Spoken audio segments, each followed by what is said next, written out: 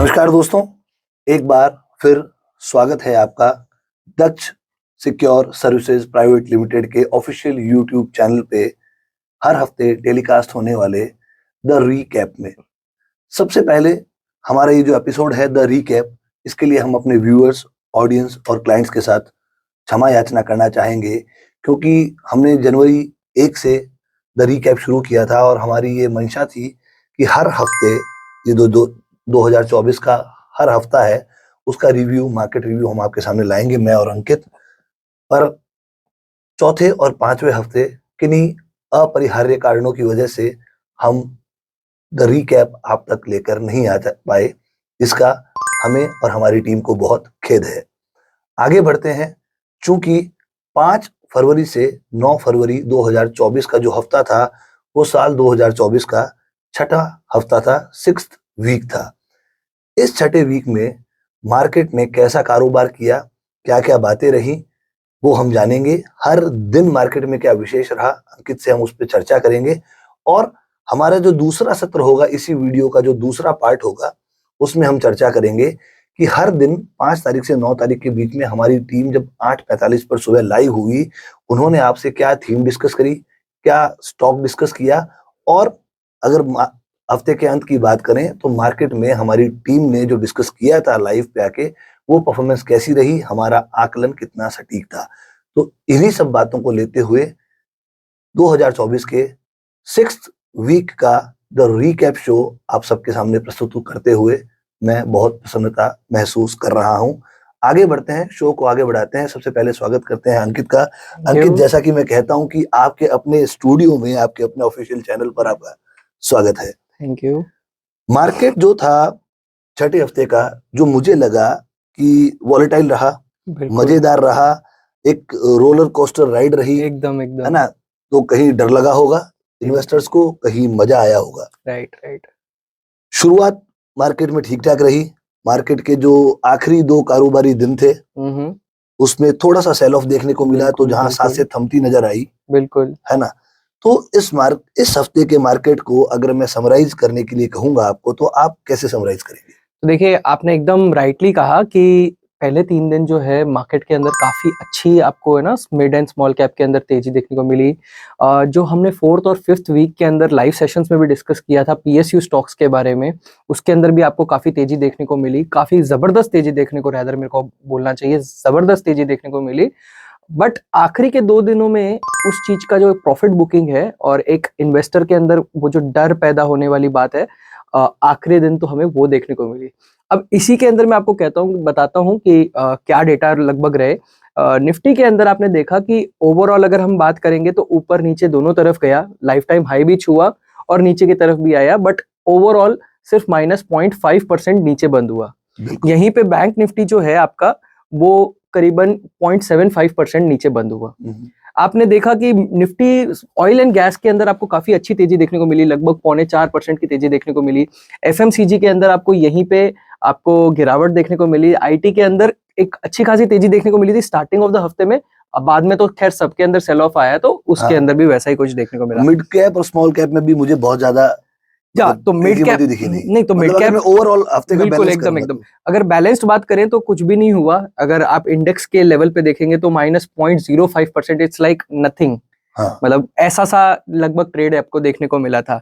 और mid cap के अंदर फिर भी एक थोड़ी तेजी देखने को मिली थी, जिसके अंदर आपको लगभग 1% की तेजी देखने को मिली थी, 0.85% के आसपास की। ठीक है। तो मोटा मोटा आपका ये रहा। पीएसयू बैंक्स के अंदर स्पेशली इस सेल ऑफ के बावजूद भी पीएसयू इंडेक्स के अंदर आपको 5% की तेजी देखने को मिली है। तो जो जैसा कि मैंने कहा था, मोदी जी की स्पीच हुई थी लोकसभा में भी और राज्यसभा में भी। राज्यसभा में उन्होंने खुल करके ये बात कही कि भैया किस तरह से पिछले कुछ टाइम के अंदर पीएसयूज ने कितना अच्छा परफॉर्म किया है, उसका पूरा डेटा प्रेजेंट किया। हाँ जी। और उसका इम्पैक्ट हमें पीएसयू स्टॉक्स के अंदर, बैंक्स के अंदर, सरकारी कंपनियों के अंदर देखने को मिला। मतलब मैं पिछले वित्त वर्ष की बात करूं या जो चालू वित्त वर्ष की बात करूं, तो अपन देख रहे हैं कि पीएनबी ने एक अच्छा मूव दिखाया है, यूको बैंक की तरफ लोग बढ़ रहे हैं, बैंक ऑफ बड़ौदा तो इटसेल्फ लोगों के पोर्टफोलियो में राज कर रहा है। तो बिल्कुल हम ये मतलब कोरिलेट कर सकते हैं जो मोदी जी ने कहा। जो आप ये स्टॉक्स बता रहे हैं, ये अपन ने 4th और 5th वीक के अंदर बाय द वे डिस्कस भी किया था लाइव सेशन पे। वो हमारे अगले सत्र में हम उस पर चर्चा करेंगे। तो अगर हम आगे बढ़े और हफ्ते के हर दिन पे बात करें कि 5 तारीख से 9 तारीख तक हफ्ता कैसा रहा, तो 5 तारीख की बात करूं मैं, 5 तारीख बिल्कुल को सोमवार को जब मार्केट खुला था तो एक रेजिस्टेंस ओपनिंग लगी मुझे, बिल्कुल ठीक बिल्कुल। है, और बाद में देखते देखते उसमें थोड़ा सेल ऑफ भी आया। तो इस दिन को आप अपने तकनीकी पहलुओं पर कैसे देखते हैं? तो देखिए इंडेक्स के फॉर्म में अगर मैं बात करूं तो उस दिन रेजिस्टेंस के आसपास में कहीं ओपनिंग हुई थी। निफ्टी 21,800 के पार जा नहीं पा रहा था। बिल्कुल। उसके ऊपर जाते ही वो उसके अंदर काफी अच्छा सेल ऑफ देखने को मिला था और वही सेम चीज हमें 5 फरवरी को देखने को मिली। बट इस दिन आपके जो पीएसयू स्टॉक्स थे और आपके जो पहले सुझाए गए अपने काफी सारे पीएसयू स्टॉक्स के अंदर उसके अंदर काफी जबरदस्त तेजी देखने को मिली इस बिल्कुल। दिन। मिड कैप स्मॉल कैप काफी अच्छा परफॉर्म कर रहे थे और मोटा मोटा आप अगर अब इंडेक्स लेवल पे बात करेंगे तो कुछ बहुत ज्यादा विशेष नहीं हुआ था। ठीक है।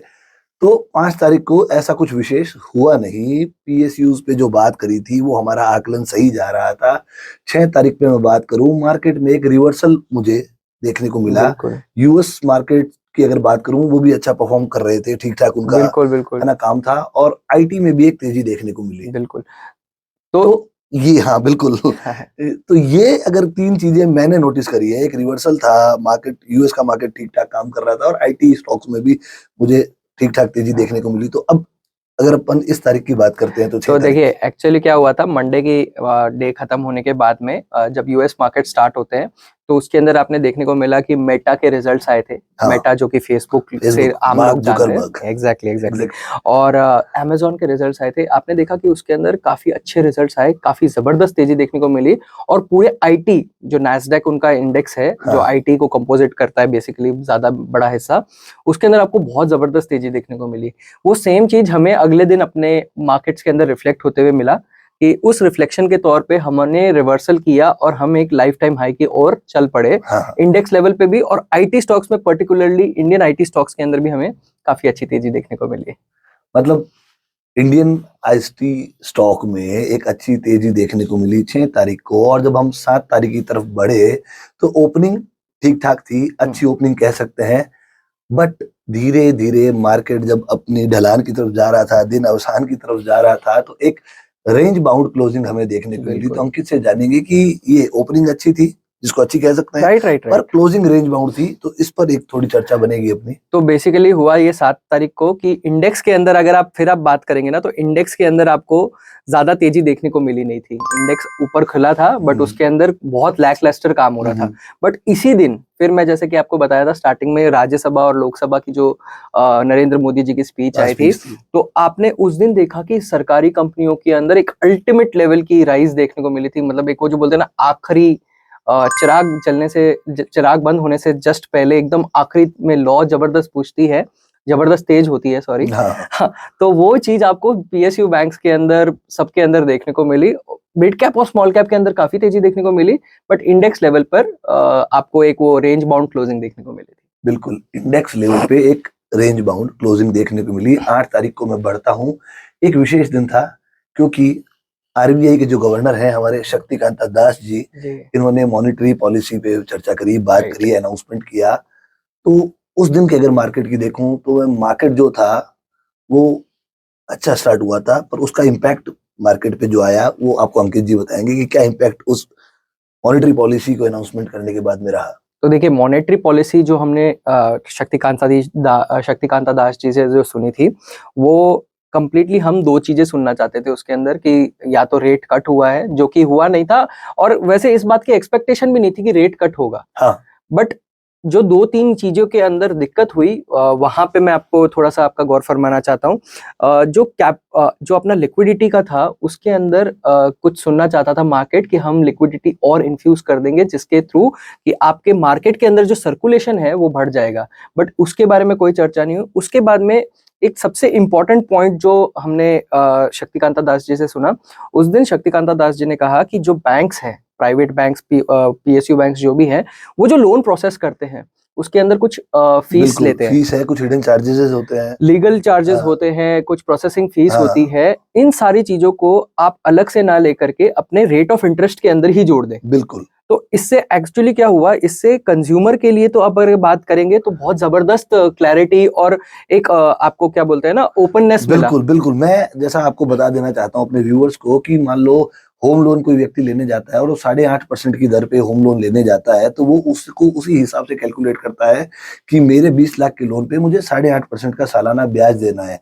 पर उसके भीतर के जो लीगल चार्जेस हैं, जो हिडन चार्जेस हैं, जो प्रोसेसिंग फीस आदि हैं, वो उससे अलग कैलकुलेट होती है। तो आम व्यक्ति जो कैलकुलेशन खुद करता है अपने लोन के ऊपर, अंततः लोन उसको उससे महँगा पड़ता है। तो कांता दास जी का यही कहना था कि ये सारे जो चार्जेस हैं, आप उसको इंटरेस्ट फॉर्म में ही कलेक्ट कर लें, ताकि व्यक्ति अपनी कैलकुलेशन को एट पार कर सके, उसको अंत में कोई कन्फ्यूजन ना हो या वो अंत में अपने आप को ठगा हुआ ना महसूस करे। जैसे कि आपने एग्जांपल दिया 8.5% का, तो मैं आपको इसी एग्जांपल के अंदर ही बता देता हूँ कि लेट्स से 8.5% ना होकर के आपने उसी प्रोसेसिंग फीस को 8.6% के लोन हाँ, पे बोल दिया बिल्कुल, और वो चीज आपके बिल्कुल, यही। ईएमआई के अंदर ही इंक्लूड हो गई। अब आप ये कंज्यूमर लेवल पे देखेंगे तो बहुत ही जबरदस्त ट्रांसपेरेंसी लाने की एक बात हुई है, बट अब इसका मैं आपको प्राइवेट बैंक्स और पीएसयू बैंक्स के ऊपर इम्पैक्ट बताता हूँ।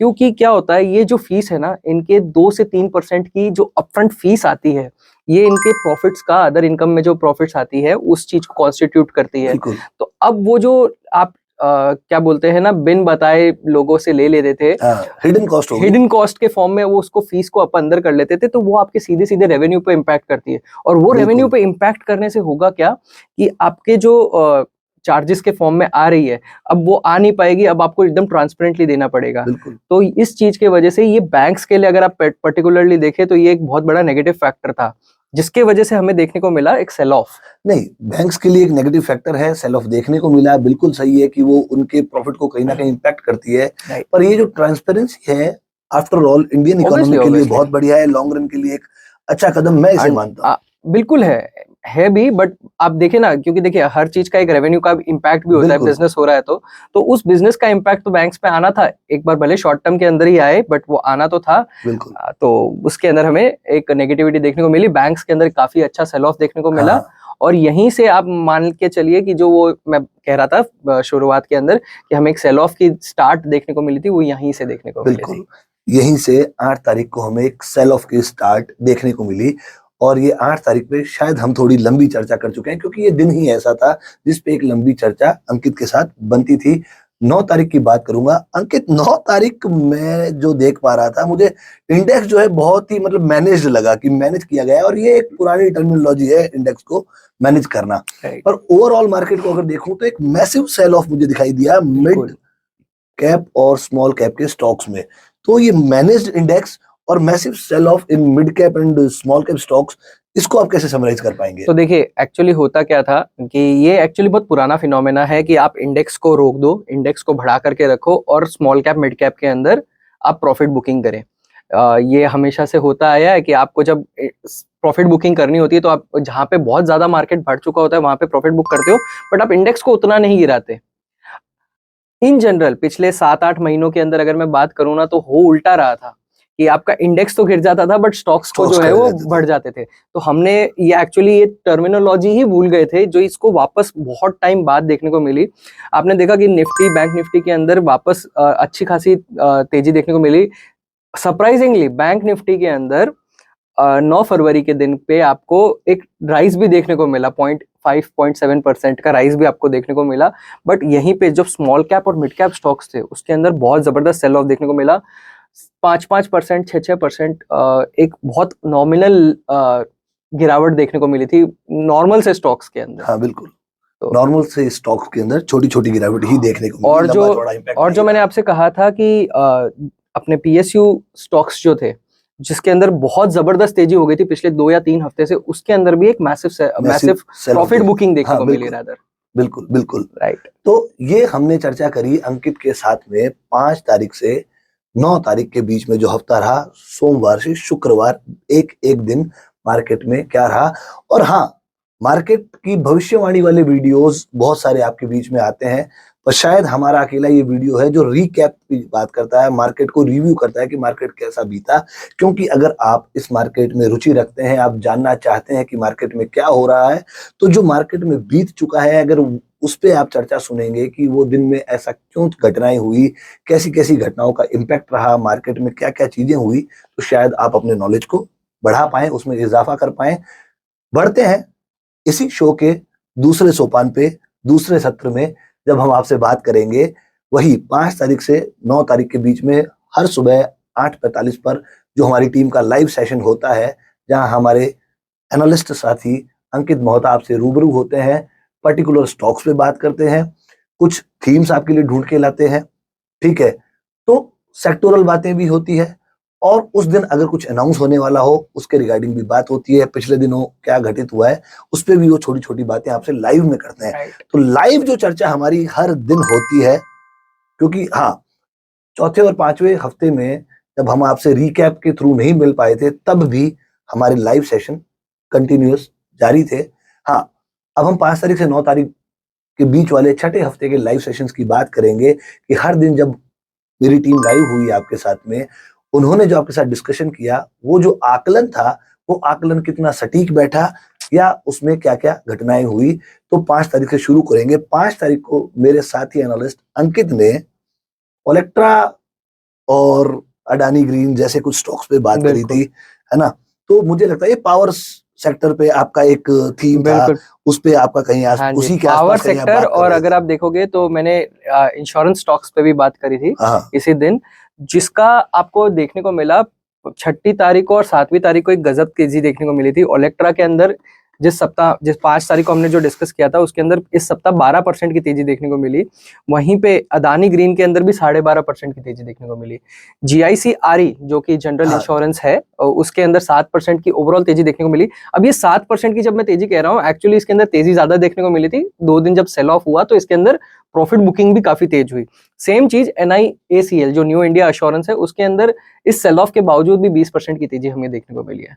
साइंट DLM एक और आईटी स्टॉक्स, जैसे कि मैंने आपके डिस्कस किया था कि आईटी स्टॉक्स के अंदर काफी ज्यादा अच्छा प्रभाव पड़ रहा था, तो वो स्टॉक हमने डिस्कस किया था, उसके अंदर 14.5% 14.5% की। तो ये जो परसेंटेज आपके साथ में डिस्कस किए जा रहे हैं कि भैया ओलेक्ट्रा में 12% की तेजी दिखाई दी या आईटी स्टॉक्स में इतनी तेजी दिखाई दी, ये हमारे कहने का मतलब है कि उस दिन 5 तारीख को 8:45 पे जब मेरे साथी लाइव आपके साथ बने हुए थे, तो उन्होंने इन्हीं स्टॉक स्पेसिफिक आपसे चर्चा करी थी और अगर आप उस स्टॉक में एंट्री लेते तो शायद, जैसे मान लो एग्जांपल है, आप ओलेक्ट्रा में एंट्री लेते तो आप 12% तक का प्रॉफिट इस सप्ताह में हाँ, इसी सप्ताह में प्रॉफिट बुक कर सकते थे।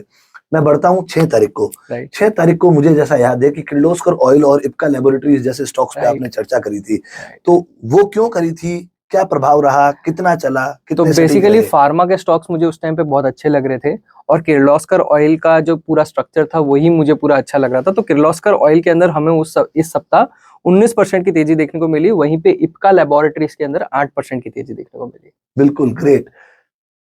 अब मैं अगर 7 तारीख को बढ़ूंगा, 7 तारीख को भी मुझे एक ऐसा स्टॉक याद है जिसमें 8% की तेजी देखने को मिली थी, वो था थर्मैक्स। बिल्कुल बिल्कुल। तो वो स्टॉक आपने क्यों चर्चा करी थी, वो क्या थीम थी? तो एक्चुअली थर्मैक्स को मैंने इसलिए डिस्कस किया था, उसका रिजल्ट्स आने वाला था, बट जो स्ट्रक्चर था वो बहुत ही शानदार बना हुआ था। आप देखेंगे कि कैपिटल गुड्स के अंदर ये कंपनी शिरकत करती है और जिस तरह से इंफ्रास्ट्रक्चर पे काम हो रहा है इंडिया के अंदर, मुझे वो स्टॉक का जो स्ट्रक्चर था वो भी पसंद आ रहा था और वो थीम के अंदर सेट बैठ रहा था, और तो उसके अंदर हमको 8% की तेजी देखने को मिली। बिल्कुल, थर्मैक्स में 8% की तेजी 7 तारीख को हमने आपसे चर्चा करी थी लाइव सुबह। 8 तारीख को हमने HBL पावर पे चर्चा करी थी, LIC पे चर्चा करी थी, और अगर आप हमारे वीडियोस कंटिन्यू देखते हैं तो आपको ये समझ में आ गया होगा कि अभी हमारे जो एनालिस्ट भैया हैं, अंकित भैया, ये पावर सेक्टर और इंश्योरेंस के पीछे लगे हुए हैं। शायद ये दोनों सेक्टर इनको लुभा रहे हैं, इसीलिए HBL पावर और LIC 8 तारीख को इन्होंने आपसे डिस्कस किया था। उसकी सटीकता कहाँ तक रही?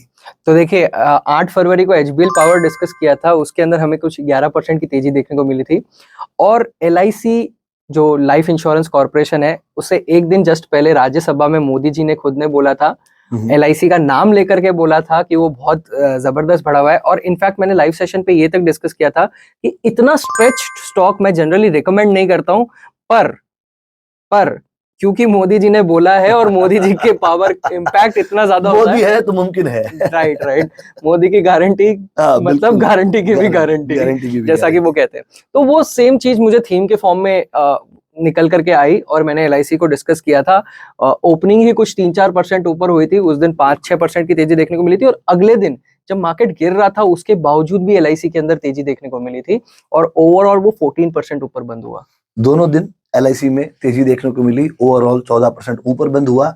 अच्छी बात यह है कि जब भी हमारी टीम सुबह लाइव आपसे डिस्कस करती है, प्री मार्केट डिस्कस करती है, मार्केट ओपन होने से पहले डिस्कस करती है, 8:45 पे हमारी टीम आपके साथ लाइव जुड़ जाती है, जो ऑलमोस्ट 9 बजे तक आपसे, 9:15 तक आपसे बिल्कुल। बात करती है, 15 से 20 मिनट आपसे बात करती है और मार्केट खुलता है 9:15 बजे। तो राइट। अगर एलआईसी 14% 2 दिन ऊपर रहा, दोनों दिन उसमें तेजी दिखाई दी, एचबीएल पावर में तेजी दिखाई दी, किर्लोस्कर ऑयल में तेजी दिखाई दी, इप्का लैबोरेटरीज में दिखाई दी, ओलेक्ट्रा में दिखाई दी, अडानी ग्रीन्स में, ये वो सारे स्टॉक्स है जो 5 तारीख से 8 तारीख के बीच में चर्चा किए गए थे।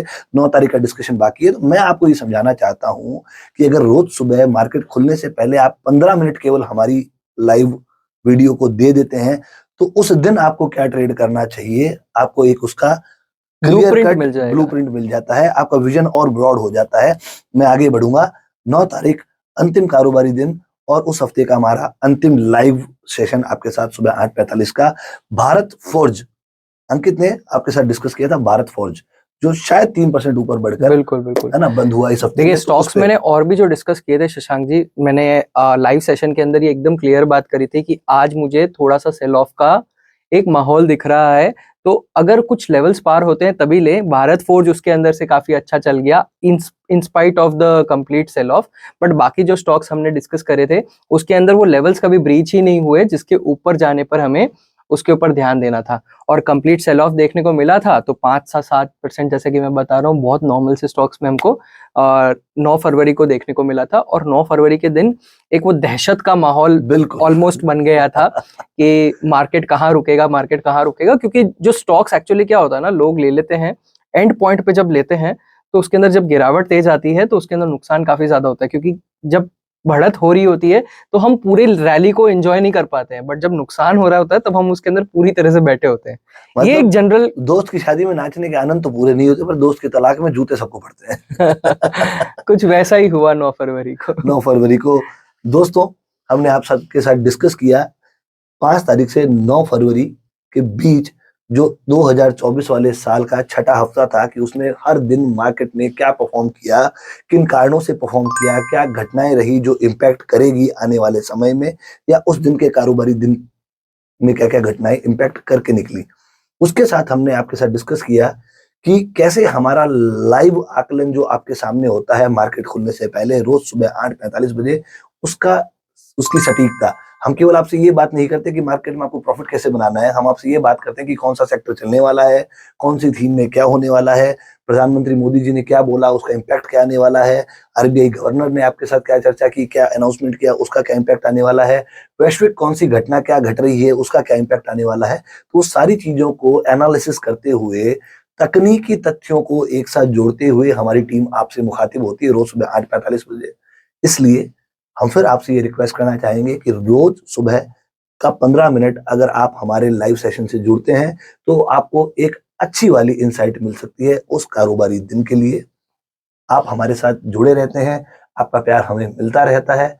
मेरी और अंकित की जोड़ी को और हमारी पूरी टीम को हमेशा इसी तरह से आप अपना प्यार देते रहिएगा। अगले हफ्ते आपसे मिलेंगे द रीकैप में 7वें हफ्ते की बात करने के लिए। तब तक आप सभी को बहुत बहुत शुभकामनाएं। धन्यवाद। धन्यवाद। जय हिंद। जय हिंद।